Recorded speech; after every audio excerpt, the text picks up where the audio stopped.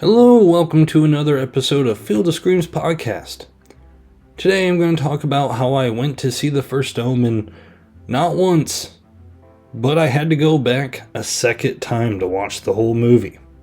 Now I am going to talk spoilers for those who have not seen this movie, so if you have not seen it and you want to see it, you might want to come back another time. But yeah, let's get into it. So it all started that a friend and we had agreed to go see this movie on a certain day, and this day was the day before I had work. So my closest movie theater had 3 show times, one at 2 o'clock, one at 3 o'clock, and one at 8:50. We looked at the times, I was like, I really don't want to do 8:50, we'll be out really late at night, I'll be dead tired at work, let's strive to go to the 2 or 3 o'clock showing. So we both agreed to go to the 3 o'clock. I'm waiting around killing time, and then I accidentally doze off. I wake up before it's legitimately a couple minutes before I have to leave, and I try calling said friend, and they do not answer their phone. I try calling a couple more times, I waste way too much time trying to get a hold of this friend, and I just come to the conclusion that they must have fell asleep too, they're not answering their phone, and I have a decision to make. I can either try to go see this movie at the 3 o'clock, or I can try to push it off later. And if you're anything like me, whenever you push something off, I tend to not do it. I wanted to watch a scary movie, so I finally put my foot down. I said, you know what, I'll just go and see it by myself. I get into my car half asleep, and I start driving to the movie theater. Movie theater is about 20-25 minutes away from my house. And I'm driving, all of a sudden I get behind a tractor, and then I get behind another slow driver, and I start looking at the time. And I'm like, man, even calculating all the trailers of the different movies before, I'm going to be late. I'm going to miss the beginning of this movie. And so I start going pedal to the metal. I'm driving faster than I should. I'm a little ways away from the movie theater, and all of a sudden I come across railroad tracks. And a train's coming. Fantastic. So, you kind of start to get that little bit of anxiety. I was already a little bit tired. I wasn't quite waking up yet, so now I'm kind of irritated. And I wait for this whole train to go by, and then all of a sudden, I realize, literally, the movie's going to start playing in 2 minutes, and I'm still 7 minutes out. But I'm still calculating, the trailers and everything. So I'm not quite full panicked yet, but I'm just kind of rushing around, and I don't like rushing. I pull into the movie theater, and by this point, I gotta go to the bathroom, and I told myself I'd get up myself a bucket of popcorn, because I'm the only one who's going to see this movie, and I just felt like I would treat myself. Sometimes you need a nice little treat. You need a nice bucket of popcorn. So I go, I buy the popcorn, I use the restroom. Actually, I used the restroom first, then I bought the popcorn. That would be disgusting if I did it the other way around. But I do that, and I'm speed walking to the theater room. Now, when I bought my ticket, I noticed, because you gotta reserve what seat you're sitting in, but as I bought it, I realized that no one else is in this theater. I am going to be the only person in this room watching this movie. Now, when it comes to Achilles' heels and scary movies, I always feel like the demonic possession stuff, that's always kind of just, that's my Achilles' heel. That's the thing that freaks me out a bit. That keeps me up at night sometimes if I watch the wrong movie. And I just kind of start thinking to myself, man, what if this movie's legit? Because beforehand I was thinking it would be something of the caliber of Annabelle, or one of the recent releases of a Blumhouse movie. I was hoping it would be good, but I did not even consider the chance that I might psych myself out. As I open the door to the theater room, which I am the only person that is going to be sitting in, I open the door, and what I see. Now, granted, the opening scene, with context, it is a little creepy, it is a little messed up. But I open the door to these old men putting a piece of cloth over a lady's face. Actually, they were fastening it around her head. And she's pleading, please, no more, no more. And they're like, oh yes, more. And it's playing this really creepy music. And I couldn't walk in on the most jacked up scene. And I just kind of pause as I walk in, and I'm watching this, and I just kind of say to myself, "Oh God, this might be legit." I look away from the screen. I sprint all the way up to the very top row of the theater. Get my popcorn, place it down on the ground, I'm standing my ground here. As I sit down, I get a text message from the friend who was supposed to go with me. And he texts me, "Hey, sorry, man, I fell asleep. Would you like to go to the 8 o'clock show instead?" And I just kind of sit there and I'm like, no. I've drove all the way here. I've sped all the way here. Like, I'm not doing that. And so I just kind of left him on red. I set my phone on the armrest of the chair next to me. And, I start getting comfortable. But, the beginning scene, and, it's already it's rocked me a little bit. It's rocked me off my path of comfortableness. And I'm kind of like, oh, man, all right, this is going to be a good time. Let's go. That scene kind of follows up with two characters talking to each other. I believe both were priests at one time. One's clearly a good dude. He's going to be one of the good dudes in the movie. But another one's an older guy. And he just has this, weird, mischievous look in his eye as he's talking to the other one. And I'm sitting there and I'm like, oh, God. He's a demon, isn't he? I'm thinking in my head, I'm like, this dude's going to, freak out. The scene is really suspenseful, and it starts just playing this eerie music, and all of a sudden, this glass shards rain down on these two old men, and the one that looks evil, he's like, "Oh, I'm okay," and he's telling the good one, "You need to be careful, though. There's things coming." He's, giving him warnings, and then as he turns around, there's, a chunk of his head missing. And then it just kind of, pans up, and again, the music is, where this movie thrives. Because, it played that music again as it, did the title card. And it's just such eerie music. I even found myself looking over my shoulder, even though I'm sitting in the top row. And I'm like, man, I need to calm down. I don't know what's gone into me. It's because I just woke up. I've watched thousands of scary movies before. Not a whole lot of them scare me. I mean, the last one I would say that scared me in theaters was Hereditary. That one got me a bit. But yeah, it's been a long time, so I'm just kind of like, I need to calm down. This movie then introduces us to our main character that we're going to be following along throughout this entire movie.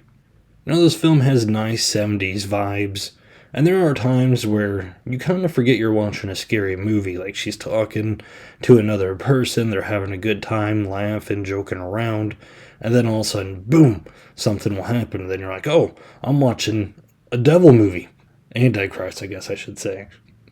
Now, this movie continues to go, and, this movie has just eerie atmosphere, like I've said 20 times, but I'm sitting there watching, and my cell phone, which I placed on the handle of the armchair, I accidentally brushed it, and it falls, and it hits the ground, and when it hits the ground, I jump a mile, and I'm like, oh my gosh, again, I just intimidated myself right from the get-go. And I'm already mad at myself because, every time there's, an eerie scene, I start to look away. And I'm like, no, I can't be that person. I gotta watch it. Eventually, I get to a scene where our main girl, she's in her room praying. She hangs up her coat. And there's something going on in the room. Something, jostles the door handle. And again, the lighting's great. The atmosphere's great. And I start to realize I haven't even touched my popcorn yet. And so, as this scene's unfolding, I'm kind of just sinking in my chair with dread. I'm like, oh, man, don't let anything happen yet. Come on. And I kind of, reach down as I'm sinking in my chair to grab my popcorn. Because, there's this curtain that's, going up and down with the wind. And it's, interlapping with the view of the coat. You think the coat's going to jump out. And in my head, I'm like, no, they're not going to do a jump scare here. We already kind of did one with the car window. I'm safe. And so, I grab my popcorn while I'm sinking down. And, I grab a handful to, eat some while I'm watching this. And all of a sudden, this, freaking nun comes out. And, the noise it makes, it's kind of a goofy noise. It sounds like a goat. It's like, meh. But when it did, my bottom left the seat. My bucket of popcorn hit the armrest, and I spilled popcorn all over the place. Gigantic mess. I mean, I literally said the words out loud, Jesus freaking Christ. And I'm looking around, just waiting for an employee to walk in and being like, what are you doing? And I'd have to explain to him that I'm just too chicken. I'm not even halfway through this movie, and I'm dumping popcorn everywhere because it's got me so bad. So, I pick up my phone, and I'm coming to a decision. I'm like, okay, I'm just embarrassed now. There's popcorn all over the aisle. Someone walks in, I mean, I'm the only one in this theater. I can't blame anyone else. They're gonna be like, "What are you doing? Like, you need to pick all this up. Like, you're being a little pig in here." So I pick up my phone and I text my friend. I said, "Dude, I'm not even halfway, and I think I might just walk out. I spilled popcorn everywhere." And he's like, "What do you mean?" And I was like, "Oh, I'll call him later." But I'm still trying to make this decision. And like while I'm like thinking, there's like another scene approaching that, like, again, the eerie atmosphere like returns and the music. And I'm like, "Oh no, I can't do this." And so like literally I got up, I walked out, I poked my head out of the theater, looked both directions, no one was looking, and I snuck out one of the side exits. Now I swear as I walked out of the theater, I heard like a little giggle from the projector area. And I kind of glanced up, but I just, there's too much shame. I just kept my head down, and I got out of there. And I can only imagine what their thoughts are. There's one grown man going to watch a scary movie. He gets jump scared, dumps popcorn all over the place, and just gets out and leaves. I mean, I'd either be furious or I'd be cracking up.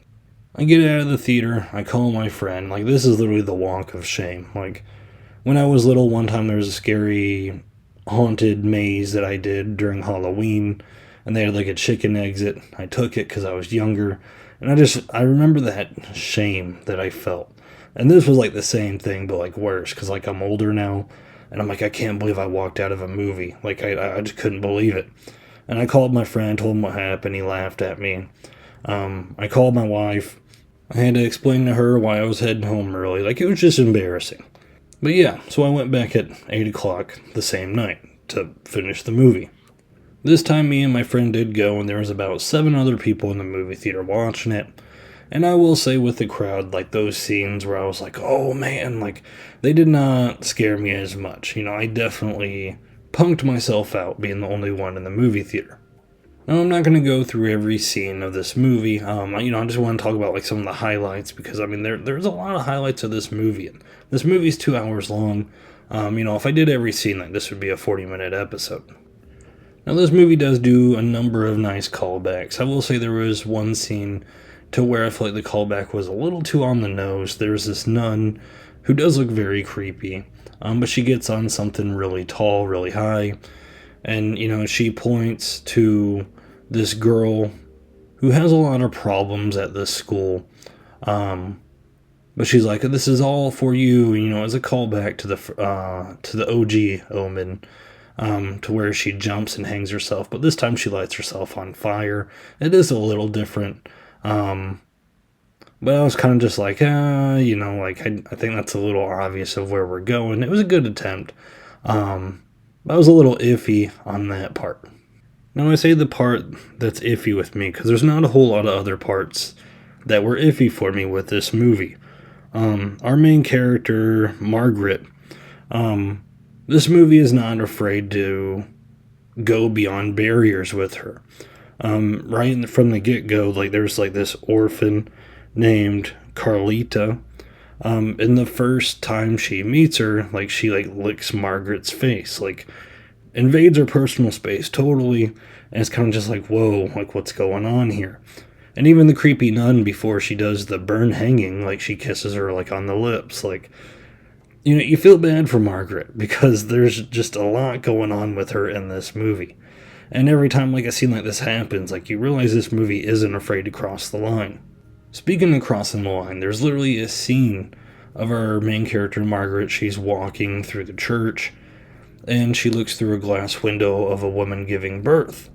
And, like, it's shot really well because, like, it keeps, like, doctors are in the way. You don't quite see her vagina, her crotch. You're like, oh, are they going to show it? Oh, I doubt they will. And then all of a sudden it does a close-up shot of it. And, like, a devil's hand comes out, like, claws and everything. And when this scene happened, like, literally everyone in the theater was like, oh, like, you just didn't see it coming. This movie can get pretty trippy sometimes. There's a moment where Carlita, she gets upset about something, she walks away, and Margaret goes to comfort her, and then she just sees, like, a hand patting Carlita's back, and it was the nun who burned herself. Like, she's all, like, deformed and just creepy looking, smiling really big. And then it cuts back to reality. And I mean, our main character, Margaret, she had problems when she was younger with seeing illusions. You know, she was hallucinating.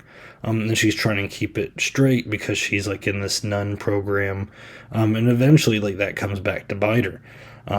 Because the head nun kind of gets her out of the programs and she says, "You're unfit because I see you freaking out."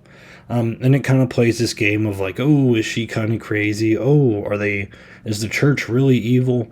And I think we all know where this is going because it's part of the Omen franchise, but it's still fun to do.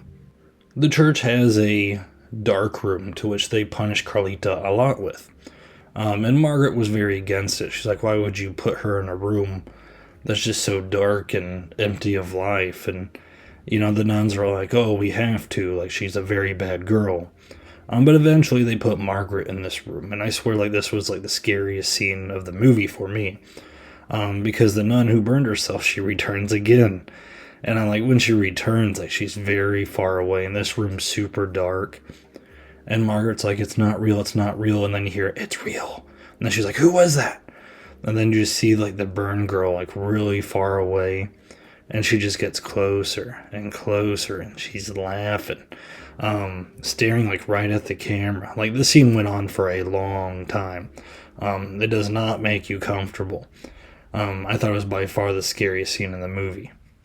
Oh, there's another WTF moment where Margaret, she goes out clubbing with another nun, very beginning of the movie. And this was like one of the scenes where like you kind of forget it's a scary movie. Like, the music's playing, it's kind of cool.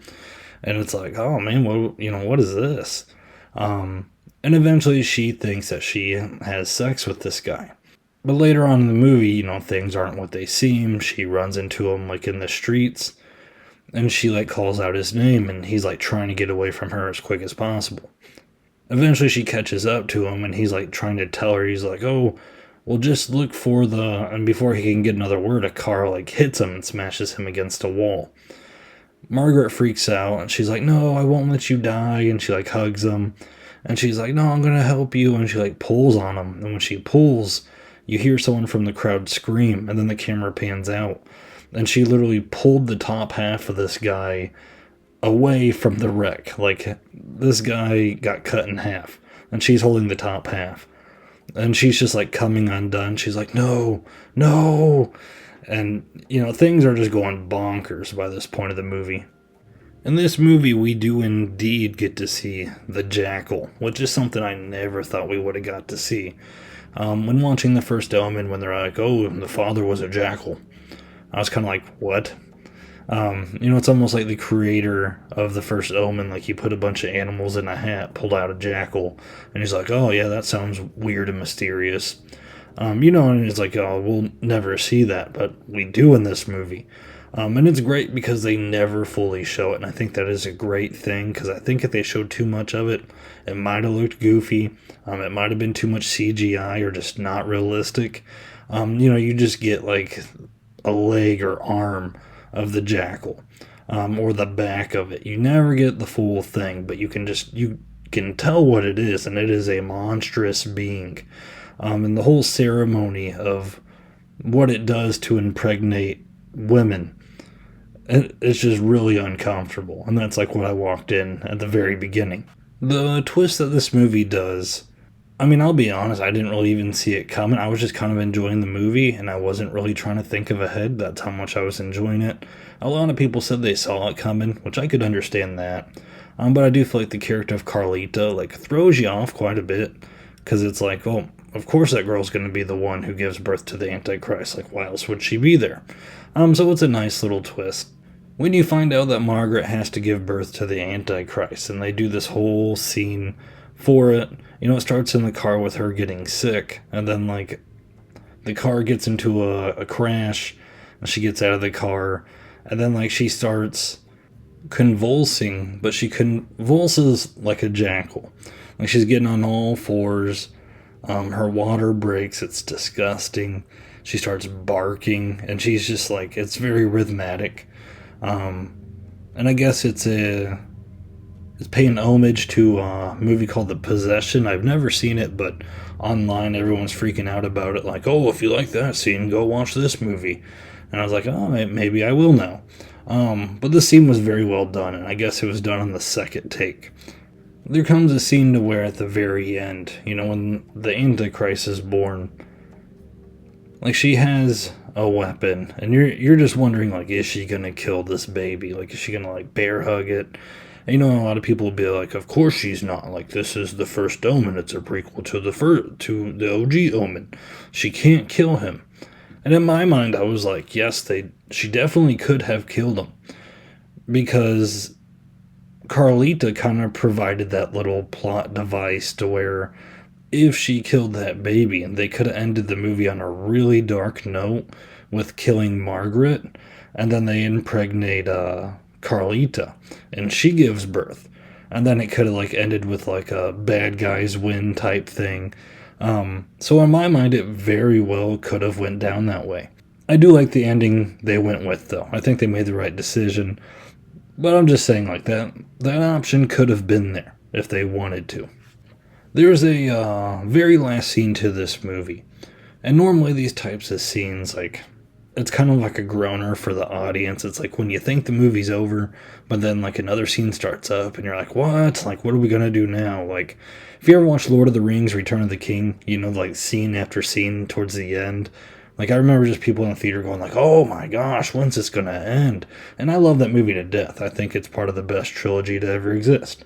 But, I mean, I will say that the end of that, just, there's too many of them. We see Frodo and Sam buying milk at the local grocery store after the big war. Like, we don't need all that. And I'm partially kidding. But, I mean, this movie has a scene at the very end, and I loved it. Some people said it was unneeded, but I disagree 100%. It is Margaret kind of living out on her own with her daughter and Carlita, and she gets a visit from Father Brennan. Father Brennan approaches her, and she points a gun at him, first of all, and she's like, what are you doing here? I mean, I don't blame her for being alert, but he's like, I'm sorry, I wanted to leave you alone, but I just thought I would let you know that the church is out hunting for you guys. You guys need to be on the run. They're coming for you. Oh, and by the way, your son, the Antichrist, they gave him a name. His name is Damien. And then it, like, cuts away. Like, man, there's only so many movies that kind of give you that feeling towards the end. I mean, I think of, like, The Dark Knight when he rides off on his motorcycle. Or even, like, the end of, like, a good Star Wars movie where you're excited for what's to come. Like, I really wanted to see Damien after that point, but I knew it wasn't going to happen. But again, awesome ending to an awesome movie. I love the story. I loved the atmosphere, the music, the acting was top notch. If you have not seen The First Omen, get out and watch it, because this movie deserves every cent it gets. Best movie I've seen in a very long time. I used to say Smile was like the last best scary movie I've seen. This movie surpasses Smile for me, in my opinion. So if you were on the edge about seeing this, make sure you go see it. And for those who have seen it, tell me what you think. Comment to this video. Because again, I think it's just a great movie. I'm sure I've missed some stuff on my recap. But again, go ahead and comment away. Tell me if you disliked it, and if you agreed with me, if you liked it. If you'd like this video, it helps out my channel. It gets these videos out to other people. And if you want to see what other scary movies I review, subscribe and hit that bell so you know when the next episode's coming out. If you're still listening, I greatly appreciate it. And until next time, guys.